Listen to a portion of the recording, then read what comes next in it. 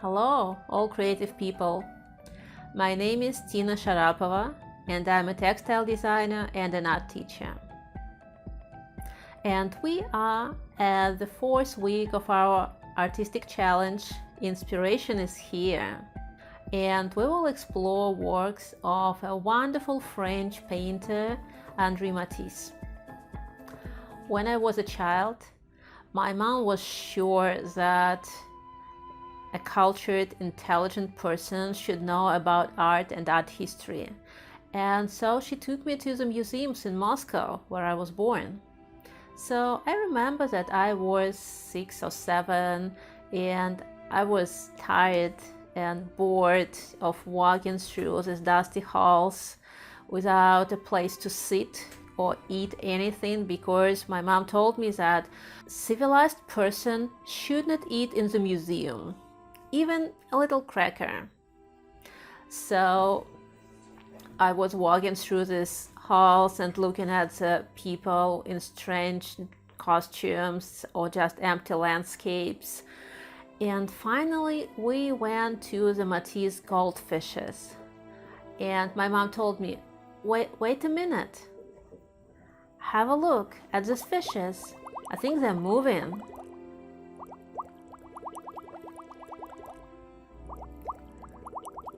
I looked, and it seemed strange for me that he painted fishes twice, once through the glass side and the second time from the top. But then I remembered that in my little fish tank, fishes looked the same because of the light diffraction in the water. I didn't know these words as a child, but I knew that fishes looked differently. Later, I bought a postcard with goldfishes in a gift shop and I pinned it to the wall, aside with Botticelli's Primavera and some rock band posters that I had later. I like Matisse for his color and for his like for the patterns. He drew carpets and curtains and dresses. Everything was in colorful patterns. Let's have a look at his life and his development as an artist.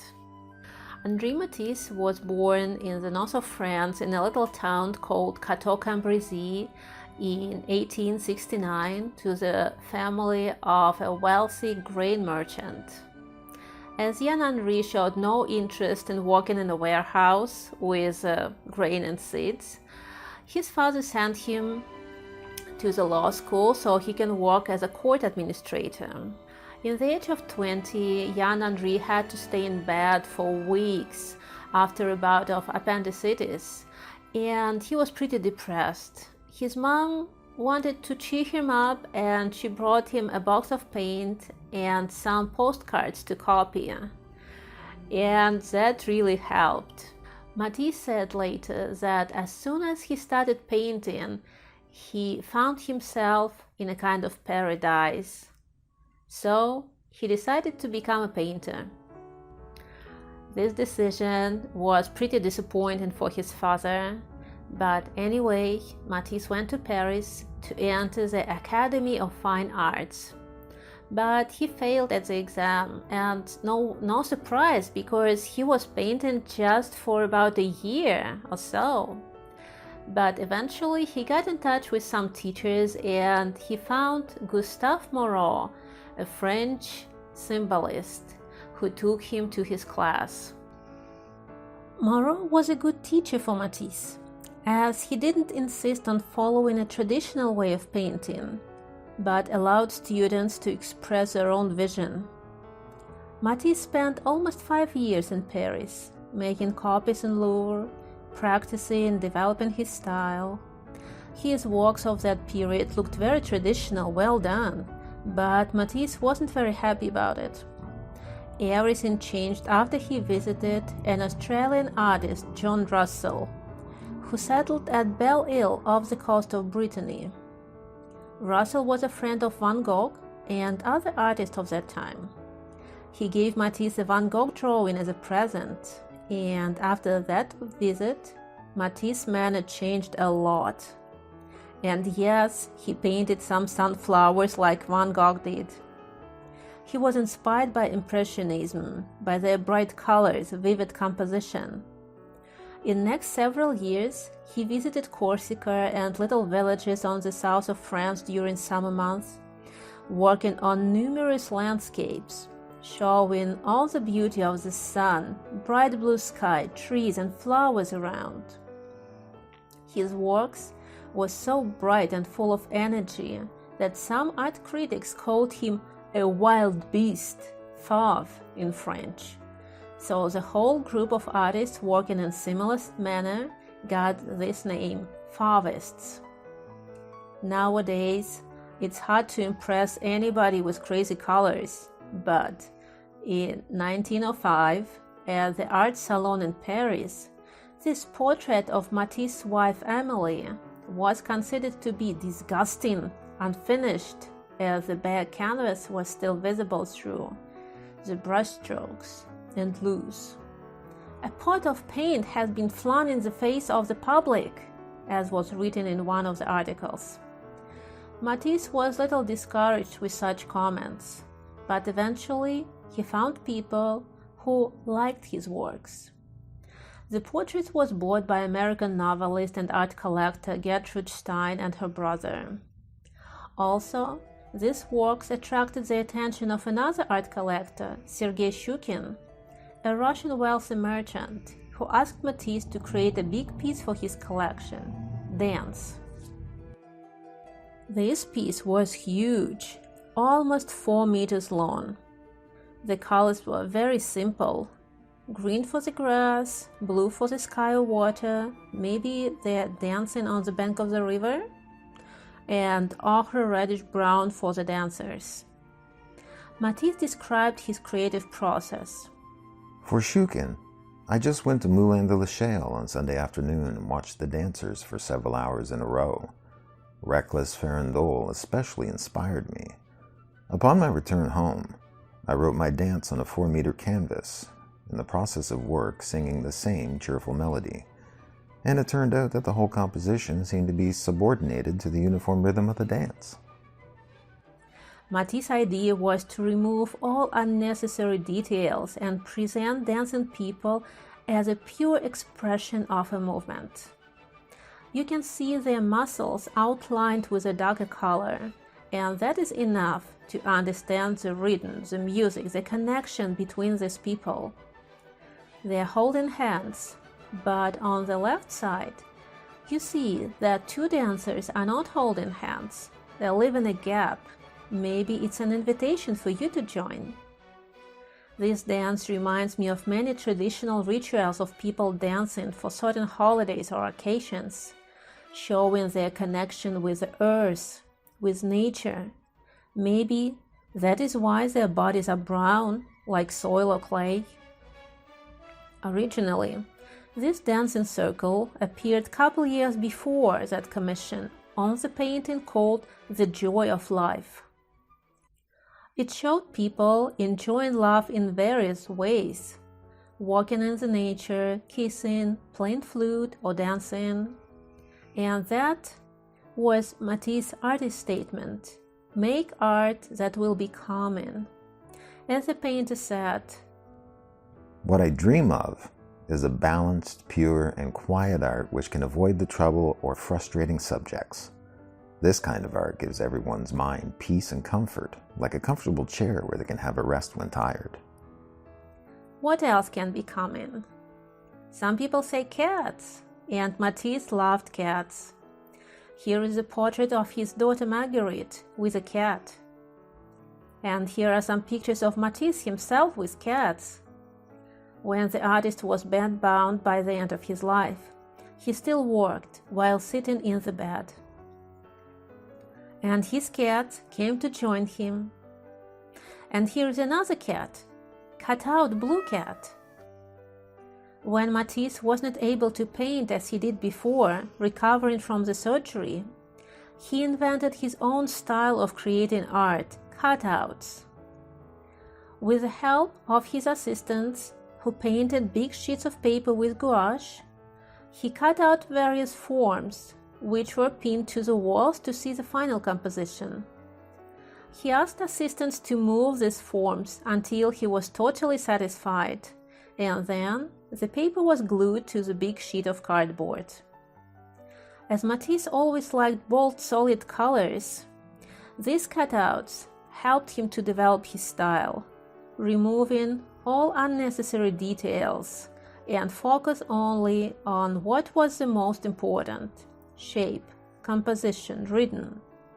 Music was very important for Matisse. He even called his most famous album of cutouts Jazz.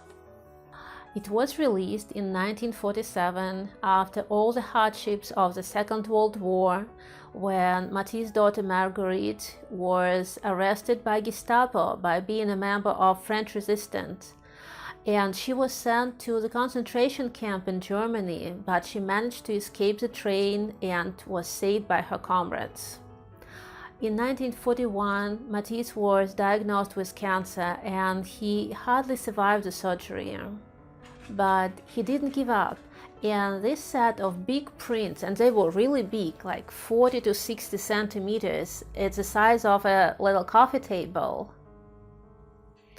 showed his talent, his joy to be alive, and he wanted to share it with others. Originally, he wanted to call this book Circus, as he loved circus. These images, with their lively and violent tones, derive from crystallization of memories of circuses, folktales, and voyages. Matisse explains in the accompanying text. But the publisher offered Jazz, as it suggests a connection between art and music improvisation. Let's have a closer look to some of the pages. The wolf, white empty mask with a drop of blood as an eye. It might be an allusion to Hitler, cutting through the colored planes and destroying them. The heart, small red heart naked on the white paper, on top of all the layers of black, pink and gray, so tiny yet so bright. Icarus. Legend says that Icarus wanted to fly closer to the sun, but his wings were destroyed and he fell down. Here we can see a black figure with a small beating heart falling between the yellow stars. Well, they're not stars maybe, but bombs exploding. Was it his memories about the days of war? Another wonderful piece, Polynesia, the sky. Giant piece, 2 to 3 meters, bright blue sky and white birds. Oh wait, is it the sea and corals? Or is it the sky reflecting in the sea? It gives such a feeling of serenity, ease. You are like rolling with the waves coming and going. This peaceful scene was inspired by numerous Matisse travels to Tahiti, to Polynesia. Also, he traveled to Russia, Germany, England, North Africa, teaching students and exploring local art. Matisse died in 1954 in the age of 84 of a heart attack. It's impossible to tell about his life and art in just 10 minutes, so I will leave it to you to explore online or visit some museums if possible. So there is a good collection of Matisse works in Russia, as Russian art collector Shukin bought around 40 pieces, and after the revolution they were considered government property and divided between Moscow Museum of Fine Arts and Hermitage Museum in St. Petersburg. Also, Metropolitan Museum in New York, they own Jazz and some other paintings. Sure, there are some Matisse works in French museums. In the National Gallery of Canada in Ottawa, you can find some of his works too. I will never imagine that an artist can create such bright pieces when he was 80 years old and bedbound. They're so bright and modern, he must be so young at heart. It's amazing. After his bright works, other artists might look pretty grey and dull, yes. And I already know how I can use these cutouts in knitting or maybe quilting, because this Polynesia stuff can make a great quilt, I can tell you. But I would like to make a portrait, but how can I make it in Matisse style without actually copying it? Good question. So let's have a look at his portraits and we'll check for some characteristic details. What can we see here? Contrasting colors. Very often it is yellow and blue or blue and orange.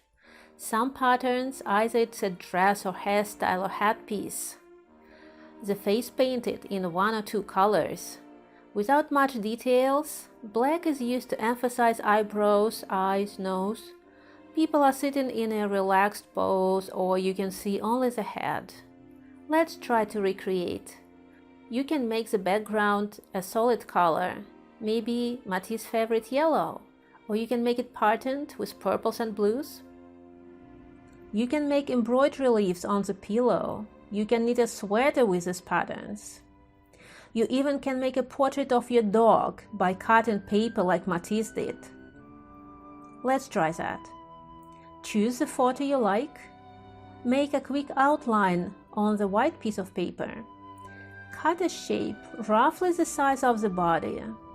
Check the size and shape, cut more. Remember, you always can add a piece, so don't be afraid of mistakes. Cut smaller pieces for legs, tail, head. It can be like a puzzle, adding pieces, rearranging them. Leave some gaps between the pieces, so your dog will not look like a big lump sitting on the ground. When you are happy with the shape, glue the pieces to the background. So, the main characteristic of Matisse style are bright and bold colors, like pink, yellow, blue, purple. And also his use of patterns. It can be stripes, it can be flowers, and they're usually pretty bright. And you can try to use them in your style, following your ideas and using your favorite medium. So please try, share your works, and see you soon. Bye.